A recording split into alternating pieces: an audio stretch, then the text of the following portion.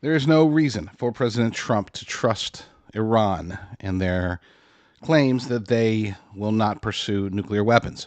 It's President Trump came out. He was very bold on Tuesday, saying that Iran will not pursue it. He said they've agreed. They will never have a nuclear weapon. They've agreed to that. And he was very hopeful. President Trump has always been a relatively hopeful person when it comes to believing in other leaders. Unfortunately, Iran has never demonstrated a willingness to act in good faith, to be honest with their declarations. They have said for decades that they're not pursuing nuclear weapons, despite the absolutely unambiguous fact that they have been.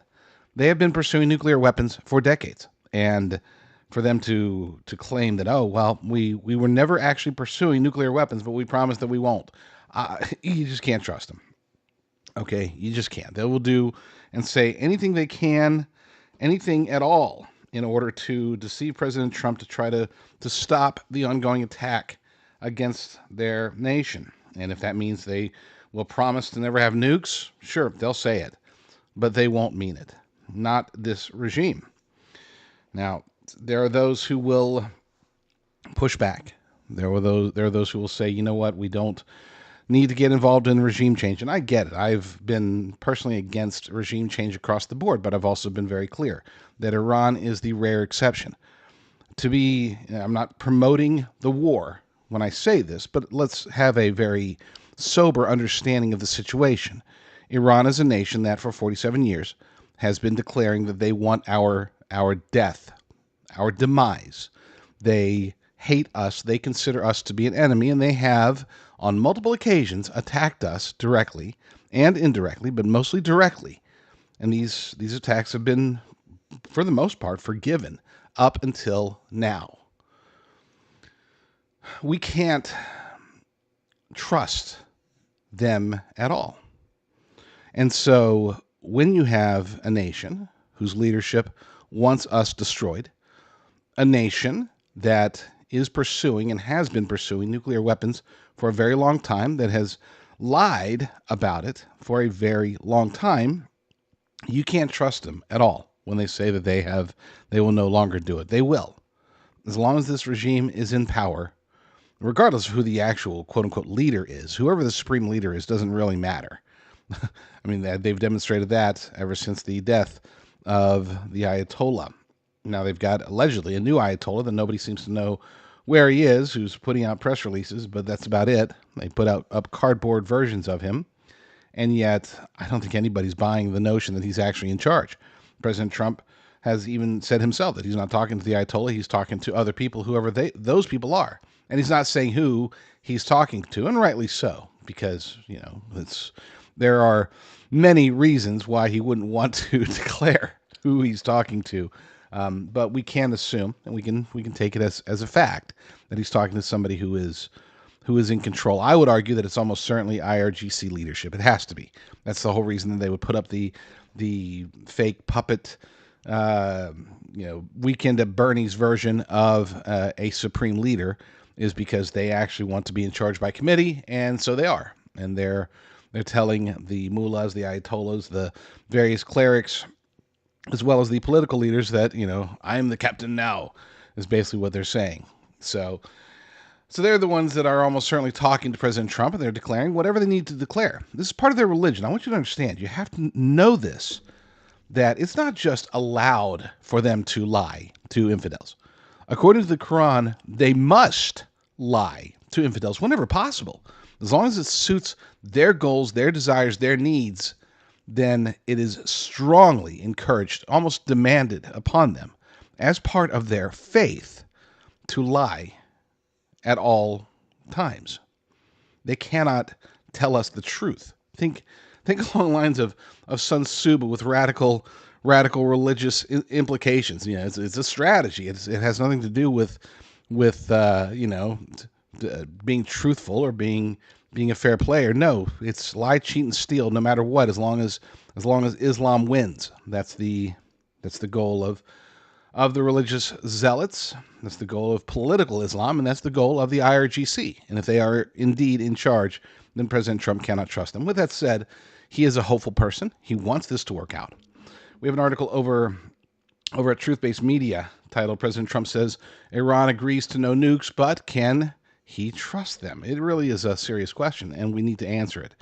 He did state that Iran has agreed to never possess nuclear weapons, describing it as a core condition for ending the ongoing conflict. He emphasized the point repeatedly, calling it number 1, 2, and 3 during remarks to reporters.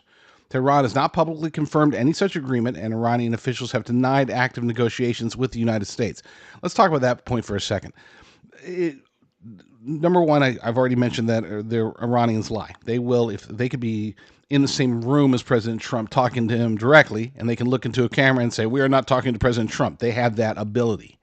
And they can say it with a straight face, and they can say it in a way that can be compelling or convincing to those who would listen to them. But number two, it behooves them for some of them to declare that they're not in conversations with Trump, because they're not. Some of them are not. I've heard it now 3 times on legacy media. I think once on Fox News, maybe even twice on Fox News, and somewhere else. They were saying that the right hand is not talking to the left hand. They're saying basically that it's definitely not out of desire. They don't have the ability right now to be able to communicate with one another. In other words, you might have, the president and then advisors for the new supreme leader, and then the IRGC. They could be in different parts of the country and have absolutely zero communication with each other. That's very possible, almost certain, actually. And if that is the case, then yeah, I mean, you can interview some quote unquote leader in Iran, and they say, "No, we're not talking to President Trump. We're not talking to the Americans at all." Meanwhile, somebody is actually talking to the Americans. There's no reason for President Trump to lie about that. There's no reason for him to say, "Yeah, we're talking to them." It would behoove him to not say that. If they weren't, it's like, okay, we're trying to talk to them. They're not talking to us, so we're going to just keep hitting them. That would be the quote unquote appropriate stance if he is indeed not talking to them. But obviously he is. So when they say that we're not talking to them, there's 2 reasons why. Of course, somebody over in Iran, some quote unquote leaders, are going to be either unaware or lie about whether or not they're talking to the United States. Back to the bullet points on the article. The statement comes amid reports of incidents of indirect talks, a U.S. decision to postpone further strikes on Iranian energy infrastructure, and efforts to secure a broader deal. Background includes prior U.S. military actions against Iran, concerns over enriched uranium stockpiles, and demands that go beyond nuclear issues. We don't want them to have a whole huge stockpile of ballistic missiles, especially now they've demonstrated their ballistic missiles they've got a much further range than anybody realized. President Trump apparently knew. He was saying, yeah, they can strike in the heart of Europe, and then legacy media, no, they can't. There's no indication that they can. And then here comes a ballistic missile fired 2,000 miles away. And it's like, oh, well, okay, so maybe they had one. Idiots. Yes, they can strike very far, and so let's make sure they don't have a whole bunch of those. They need them for defensive purposes, whatever. That's fine. They're a sovereign nation, but anything that they can use to attack our bases in the area, as long as we have them there, yeah. I don't want them to have that ability. Now, if the government changes hands, if they are able to install a secular democracy, one that is supported by the people, one that is sane, then okay, fine. They could have whatever weapons they want. I wouldn't even be necessarily against them having nukes. But this regime, this group, the Death to America cult that has been leading Iran for 47 years, they got to go. They just got to go. And that's not me being a warmonger. I am generally a non-interventionist. I don't want to have anything to do with Ukraine, Taiwan, anywhere else in the Middle East. Iran is the rare exception.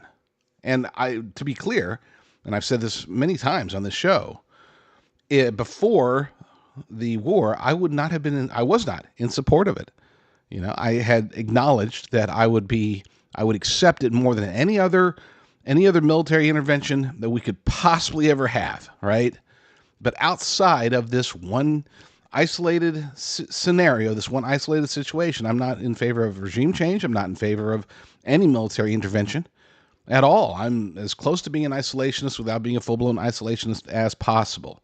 But if you have somebody who says, we want to kill Americans, we want to destroy the United States of America, and we're going to develop nuclear weapons until we can destroy the United States of America, yeah, that falls under the category of let's not let them do it.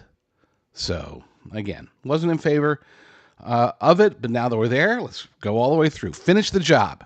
No need to mess around now. Markets have reacted with falling oil prices following the comments. Of course, we've talked earlier about how there seems to be certain incidences that are happening around the world, even here in the United States of America, that may or may not be part of the global sleek cabal's plans to keep energy prices high, food prices skyrocketing, instability across the world in an effort to take control. You never know. Maybe it's all just a coincidence, right? Last I checked, oil prices did take another tumble. They've been relatively stable around 90. They had hit all the way up to 100. Then, of course, President Trump declared that he was not going to hit Iran energy infrastructure yesterday. Says things were looking good. Oil dropped like 10%. Then it ran up again after the explosion in Texas of an oil refinery, as well as indications that Iran might not be really too interested. It's been, again, it's still not good. We're $10, $15, $20 up higher than we really should be as far as oil prices go, but at least they're not skyrocketing to 200 like a lot of the panicans were saying that it would. The situation does remain fluid, with Iranian denials raising questions about the precise status of any commitments. There are no commitments, not when it comes to Iran. And go ahead, call me a warmonger for saying this, but as far as I'm concerned, any withdrawal, any end to this war that includes the fanatical religious regime and the IRGC and the mullahs and ayatollahs and clerics, any exit from Iran that includes them staying in power, regardless of who the individual quote-unquote supreme leader is, that is not a victory as far as I'm concerned. Will it be technically a victory because we've decimated their ballistic missiles, decimated their ability to attack, decimated their terrorist networks, decimated their nuclear program? Yeah, sure. I mean, they'll be able to spin it as a victory, but they will come back. And I would argue that the way that things are heading, unless the Iranian people are able to truly surge and take their country back after 47 years of radical rule, unless that happens, then I would say the most likely scenario is that we do leave and we say mission accomplished, nukes are gone, ballistic missiles are gone, government is put in check. They've been made to heel, and therefore, we won. But if this regime in any form or fashion remains in charge, then they'll be back. It might take months, probably take years. I don't think it'll take decades, but they will be back. And I would argue at this point that looks to be the most likely scenario. I hate to say it because, again, I consider that to be a non-victory. It wouldn't be a defeat. Again, we have accomplished quite a bit, but this isn't the full spectrum victory that I would have wanted. I might not have wanted us to go in, but once we go in, I don't want to leave until the mission is fully accomplished. And at this point, I'm not sure if we're going to get there. Let me explain. No, there is too much. Let me sum up. We tried to get us some footage in Los Angeles to depict the apocalypse, but there were just too many people, so we had to turn to artificial intelligence, which defines the apocalypse as apparently slow motion objects coming out of the ground for some reason, and us standing there in the middle of the street depressing our children before oddly walking away from them. I guess that's the apocalypse, according to AI, along with marbles, glass on the ground, blowing away.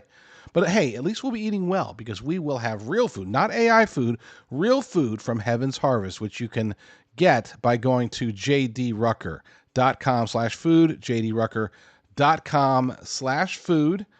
It's fantastic food, number one. Number two, it'll give you hope even if you're filthy. I mean, even if your hair is unkempt and things are crazy, you can still look up and know that you're buying from a Christian company at jdrucker.com/food. Oh, I'm sure it's just a coincidence, right? Yeah, the day that after President Trump announced that there was progress ending the war in Iran, there was a 10% dip in oil prices. First time that it had dipped that much since the war began. There was hope, optimism. Then all of a sudden, boom, literally, boom, an oil refinery, one of the top 10 oil refineries in the United States, blew up. And of course, as a result, oil prices shot right back up. They're still rising as we speak. Just a coincidence, I'm sure. According to an article over at Zero Hedge, oil jumps after explosion and massive fire at one of the largest U.S. oil refineries. It was an explosion and large plumes of smoke at the Valero refinery in Port Arthur, which prompted officials to order West Side residents to shelter in place, according to 12 News. Now, they haven't determined, of course, the cause. Some say that there was a heater involved. Minor injuries, no deaths. Praise God for that. But, I mean, come on.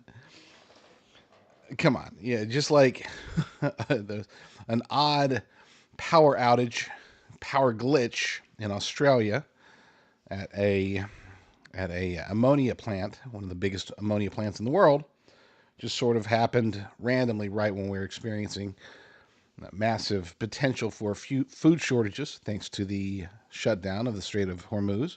Now, same thing with oil. Oil is also obviously affected by this war, affected by the shutdown of the Strait of Hormuz, and then this happens. Now, you could believe in coincidences if you want. I tend to not. Now, I'm not suggesting with any sort of certainty that this was sabotaged by the powers that be, the Iranians, the Chinese, the globalist elite cabal, powers and principalities, but it sure does seem to be, again, way too coincidental. We haven't heard of any incidences at oil facilities for a long time. I mean, it's been at least a couple of years, right? Now, all of a sudden, boom, right when, I mean, literally immediately after oil prices started stabilizing, things were looking better. There was hope in the air, and now there's smoke in the air, at least down in Texas.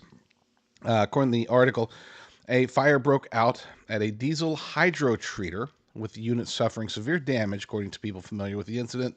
Fire was near the plant's fluid catalytic cracker, and part of the refinery has been shut down, according to the people who said a decision hasn't yet been made on whether to shut down the entire plant. I can already tell you that they're probably going to shut down the plant, at least temporarily. That would make sense considering, I mean, I don't know if you've seen video from the fire. It's pretty big, you know. It's not all encompassing. And again, this fits into the mold of these industrial accidents that have been happening. They were happening very often back in 21, 22, and 23. Sort of slowed down in 24. Didn't really happen at all in 25. And now all of a sudden, they're starting to pop up again. Standard operating procedure for these types of events, if this is truly sabotage, we'll go with that for now. If it is sabotage, standard operating procedure is to do just enough damage to cause a ruckus, to make something bold and visible, and that can be widely reported by the news. Preferably something that will do enough damage to shut things down for an extended period of time. And arguably the most important part is that nobody needs to die. They don't want people dying from these catastrophes, these potential sabotage events, because that changes the dynamic of the investigation. Once there's a potential that it could be sabotage that caused death murder involved. Now all of a sudden the investigation has to be ramped up fivefold, tenfold. You know, and they don't want that. They don't want people looking into it, digging into it. They just want the effect of the actual shutdown. In this case, this would have the effect on oil prices, America's ability to refine oil. This is a sour oil processing facility, which is very important, obviously, to our energy infrastructure. Back to the article. A few minor injuries were reported, according to people familiar. A Valero spokesperson said all personnel had been accounted for. Local officials have shut down nearby state highways as a precaution, the spokesperson said. Witnesses across the Mid-County area reported hearing a loud boom that rattled car windows. A resident near the scene told a 12 News crew that the air smelled of rotten eggs, an indication of sulfur in the air. Antonio Mitchell with the Port Arthur Fire Department confirmed an incident at the Valero facility, though details remained limited. The type of incident is unknown at this time, he said. And it probably, again, this will die down, this will go away, right? But it shouldn't. This should be a true concern. And I'm not the only one out here saying, oh my gosh, what's this all about, right? Open source intel on X said aerial footage shows the mass fire at the Valero refinery in Port Arthur, Texas, following an explosion. IRGC affiliated accounts claim sabotage. Now, why would that not be the big news? Well, number one, because IRGC and pretty much the entirety of the Iranian government is made up of liars. And it's not just that they are natural liars, it's that they are commanded to lie to infidels in order to promote their goals. That's part of their political religious charter, is to lie. So yeah, I mean it would behoove us to think that they are lying, but then again, who knows?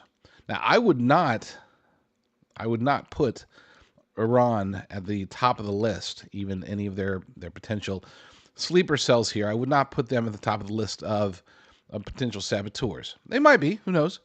But it would be a crazy move for them to make at this time, especially with President Trump not so much engaged in a ceasefire, but stating that there's progress being made. It wouldn't make sense for them to attack. However, the puppet masters, the globalist elite cabal, the New World Order, powers and principalities, whatever you want to call them, it would behoove them, not just for the oil prices, but for the continuing energy challenges that are going to be plaguing the world in the coming weeks, months, and years. This is part of the globalist plan.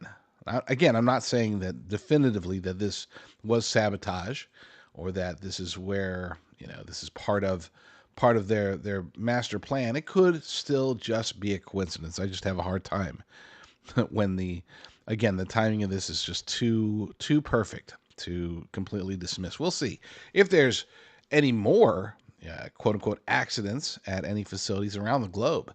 Oil facilities, energy facilities, liquid natural gas, anything that pertains to the Strait of Hormuz, food facilities, especially fertilizer. Those things we need to pay attention to. We can't just assume that, oh, there's another odd coincidence, another accident happening.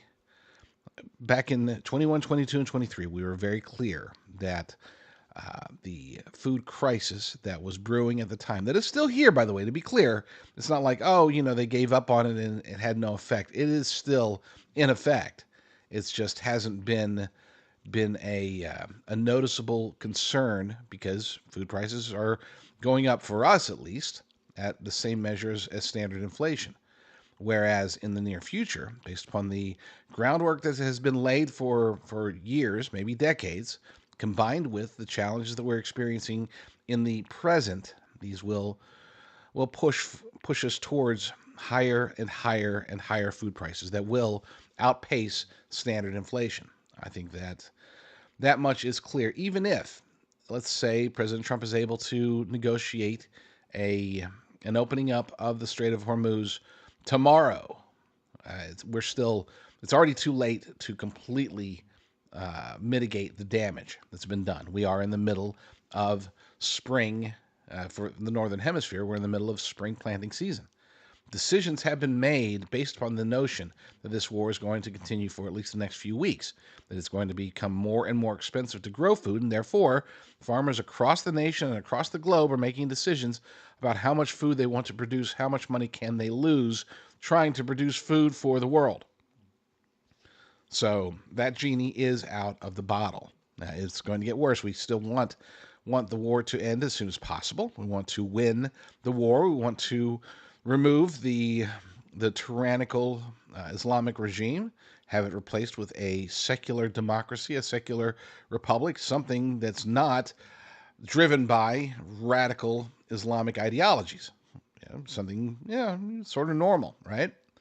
We want their nuclear ambitions to be completely quashed. And I'm talking about quashed indefinitely, forever. I don't want just, this will set them back 5 years or 10 years. I want this to be, they will never, ever, ever have an opportunity to build a nuclear weapon. And then, of course, their ballistic missiles, the demands are currently set to where their quote-unquote defensive missiles will be limited to under 1,000. Sounds reasonable to me. 1,000 is what they can, that can be defended against if they were to attack Israel, but it's enough to allow them to be defensive if necessary. I'm not one who thinks that any nation, even Iran or North Korea or anyone, should be completely defenseless, I should say, and beholden to any other nations for their defense. Because guess who ends up being the defender when somebody's defenseless? You betcha. That's invariably us. Let's finish up the article. The city of Nederland issued a statement through the Southeast Texas Alerting Network saying that police and fire are actively patrolling and conducting air monitoring on the south. Sorry, I'm reading through. There's standard stuff. Air quality and oil prices going up. You know the routine. The question as to whether or not this was manufactured, whether this is sabotage, we won't know, okay, to be clear, unless they're able to somehow get definitive proof and the green light to release information about the definitive proof, which would only occur if they believe that there was an opportunity for arrests and they were not threatened or told by the powers that be to keep it hush-hush. It's a very convoluted set of circumstances that would lead to us finding out anything about this explosion beyond whatever the official lie they want to tell. For the truth to come out would require a certain series of unlikely events. So I would imagine that this is the last that we will hear, sabotage or not, this is the last that we will hear about this oil plant fire. You can't handle the truth.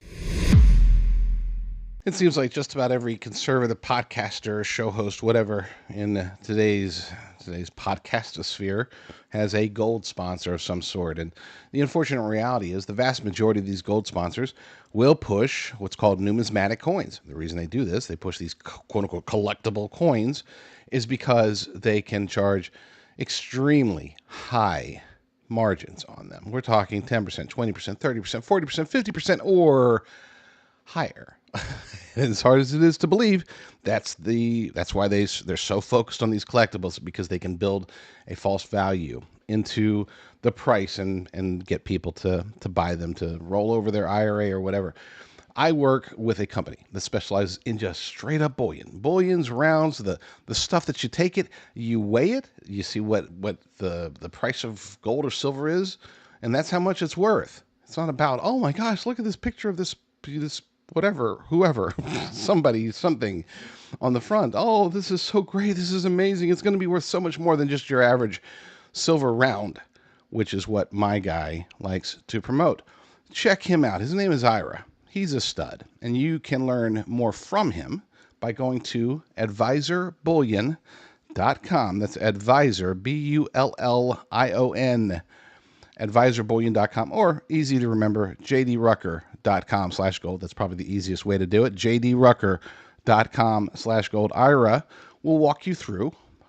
If you want to just pay cash, you just want to wire wire a few $1,000s and get it shipped discreetly to your door, and so you can put it in your safe, awesome. If you want to have a rollover or whatever for your retirement account, awesome. IRA can help you with all of that stuff. So check them out. Go to jdrucker.com/gold and get the real stuff. President Trump has a plan, a peace plan, that he has sent to the Iranians, one that highlights all of the important things they need to do and offers them actually pretty significant benefits if they do comply. This is a deviation from the direction that this war has been heading. Just last week, President Trump said that if they didn't immediately open the Strait of Hormuz, that he would basically take out their entire energy infrastructure, sending the nation into total darkness for all intents and purposes. Now, it seems that we're reversing course, heading towards peace and pushing for what would be a 1-month ceasefire while they hammer out the details. According to the story we have over at discernreport.com, President Trump is pursuing a 1-month ceasefire with Iran while the U.S. has delivered a detailed 15-point peace plan aimed at ending the ongoing conflict. In the Middle East, the proposal demands that Iran fully dismantle its nuclear program, abandon support for proxy militias, Hezbollah, the Houthis, Hamas.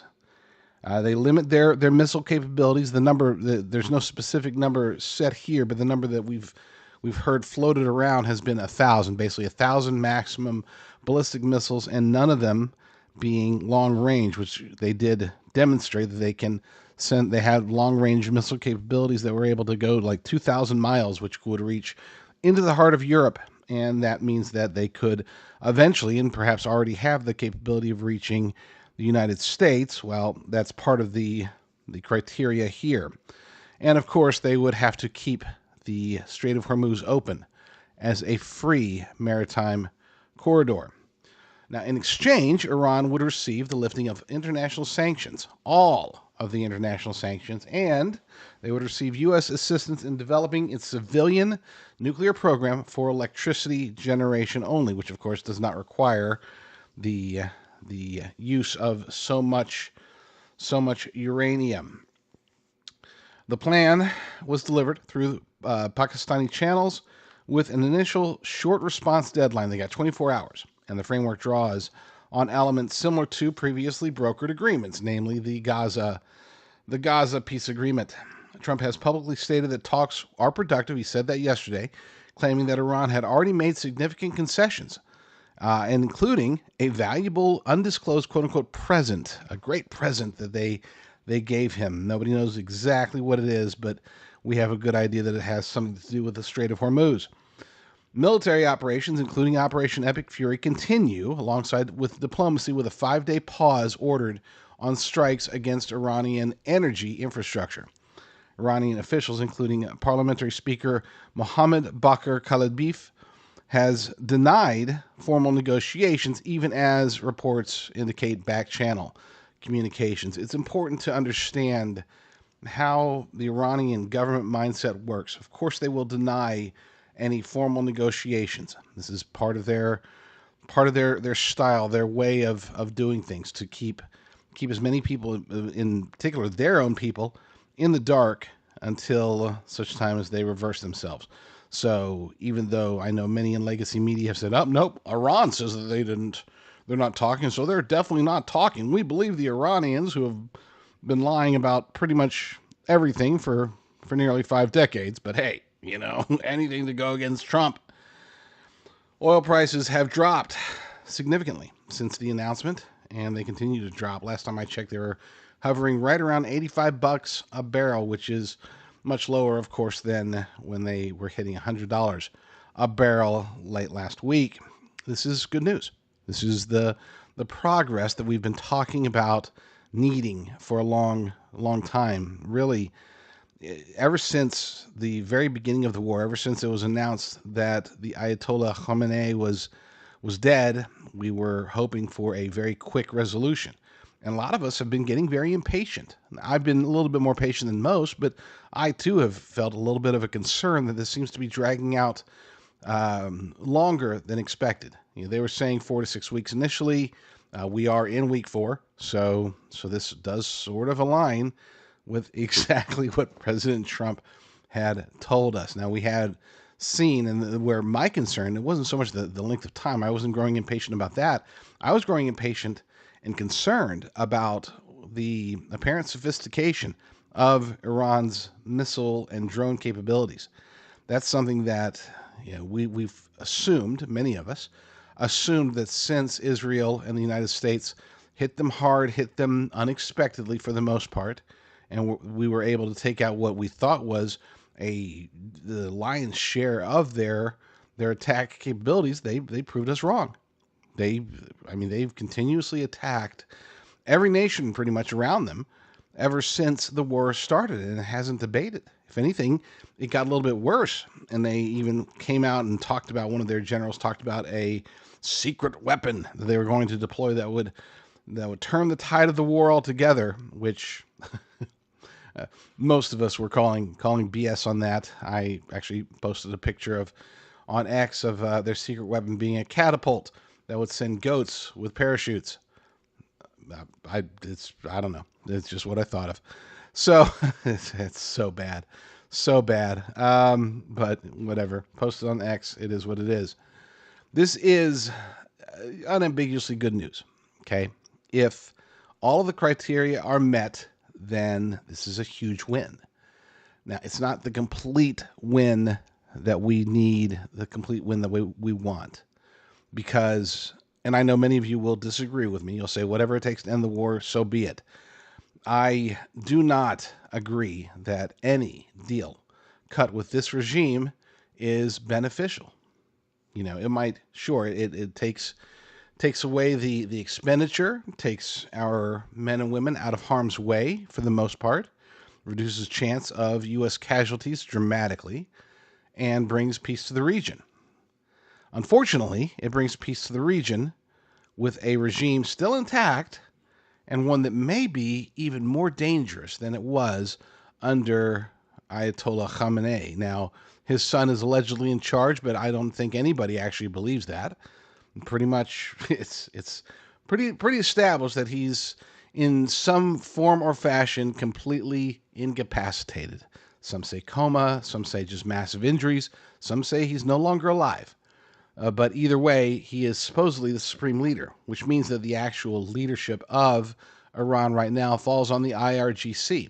And I've been saying this for a while. This is really starting to come out a little bit more in legacy media as more commentators are coming out and saying what has been relatively obvious for at least a couple of weeks, that there is no standard leadership structure the way that it was before.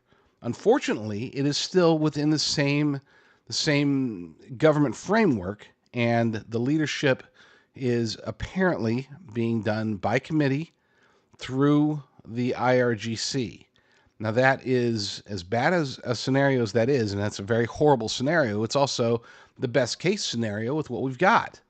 Because the alternative is that there is a supreme leader, there is someone who's in charge. It's not the oafish son of the former supreme leader, the former Ayatollah. It is somebody else. And who this mystery man is, we don't know, and that should concern us. So, as much as I don't like the IRGC being in charge, that's still better than random, potentially truly evil and biblically significant mystery man in charge as the actual supreme leader. We won't know this for a little while. It could be, I say a little while, it could be soon. There's no real time constraint. It depends upon the situation. If and when there is peace, or at least a ceasefire in place, that is when we will likely hear of who the actual leader in Iran is.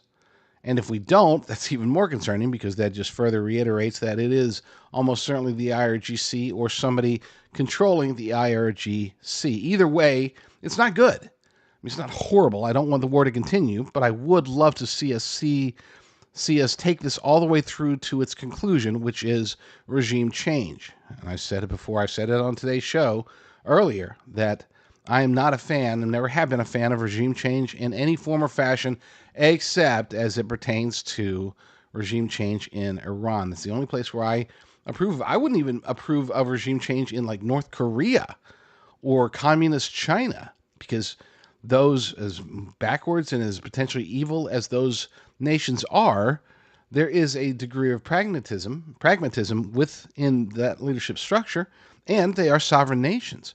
Iran is different. Iran has threatened to destroy us. Iran calls us the great Satan. Iran leadership calls for the death of America, and as they are trying to develop nuclear weapons, that's combines for, yeah, we don't want them to be in charge. We still don't. So even if this deal is able to go through and prompt the ceasefire, there will be a great sigh of relief around the world, but there will also be concern that, unfortunately, this regime, in some form or fashion, is going to continue, and we're not going to get the secular democracy that the people of Iran want, that the rest of the world, for the most part, would love for them to have.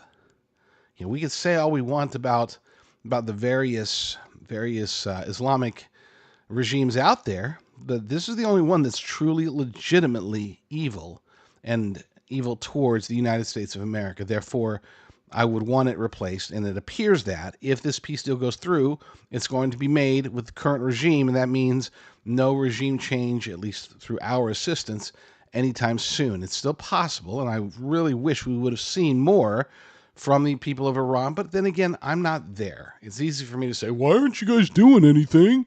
We don't know. I mean, they had at least 30,000 of their own people murdered by this regime. So it's easy. Like I said, it's not fair for me to go out there and condemn them in any way because I don't know what it's like. I'm not there. I don't know how the challenge they have in communication, challenge they have in organizing, challenge they have with maybe there's men on the streets with guns preventing them from being able to gather in any way that is meaningful enough to be able to put together a full-blown coup and take down the government. Maybe they don't know where to go.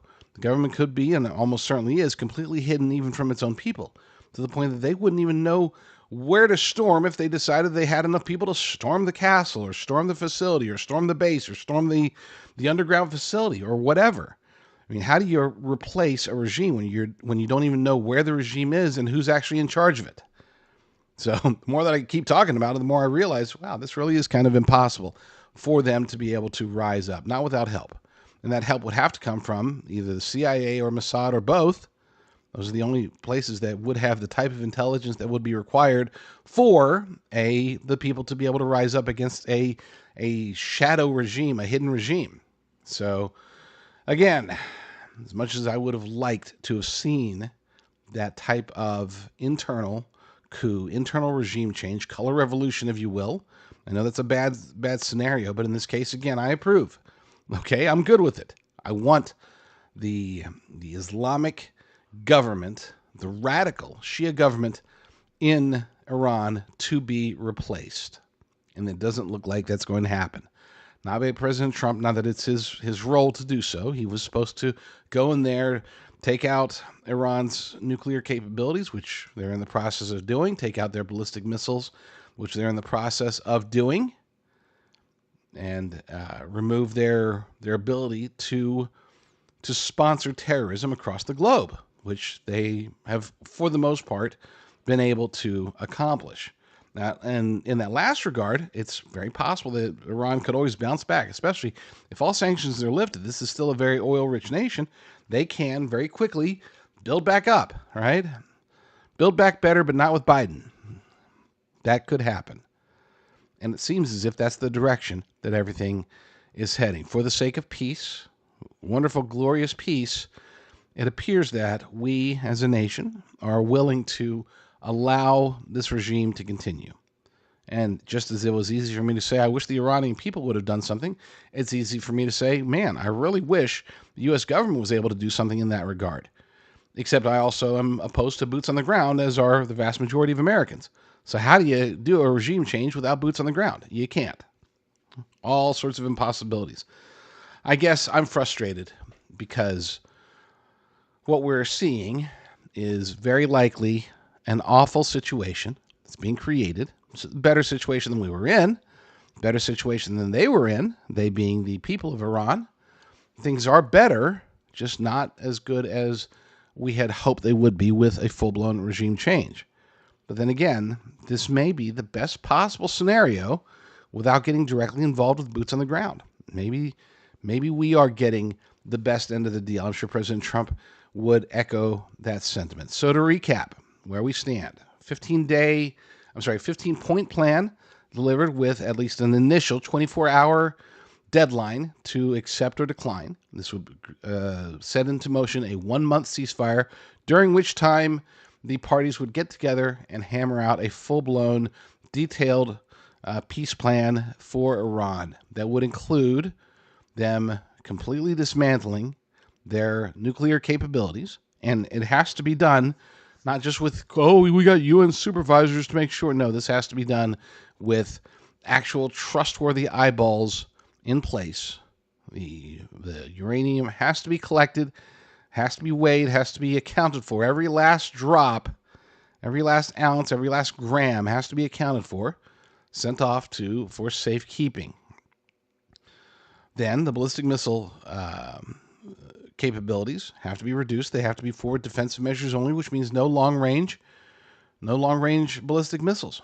And the actual stockpile needs to be minimal. Like I said, they didn't specify a number, but the number that has been floating around for at least the last few days has been 1,000 maximum ballistic missiles. It doesn't say anything about drones. Unfortunately, drones, that's one of Iran's, arguably not their secret weapon, but their most cost-effective, easily reproducible, and very annoying and very deadly weapon that was not mentioned at all, at least from what we've seen so far. I'm sure it will be, but at least initially that wasn't part of the discussion as they are laying it out. Of course, no more state sponsorship of terror, and opening up and keeping open the Strait of Hormuz to try to salvage the global economy as best as it can be. We've been hit hard here in the United States as a result, but our hit is minimal compared to parts of Asia, even Europe, Australia. There's a lot there. There are a lot of people and a lot of governments that have been hit hard as a result of the Strait of Hormuz closing. We got a little bit, but not nearly as much as others. So overall, I should be happy with it. I'm not. I'm okay with it. You know, I hate war. So from that regard, it's like, okay, cool. You know, I would much rather we have peace. I don't want to be in the Middle East at all. It's a quagmire. It always has been. So I should be pleased that this is our exit. I just don't like the terms in which we are apparently trying to exit. They're good, but they're not great. The only way to make Iran great again is by removing the current government structure, regardless of which individual or group is in charge, replacing it with a secular democracy and having a realistic expectation that they're not going to try to kill us. Stay out of my territory.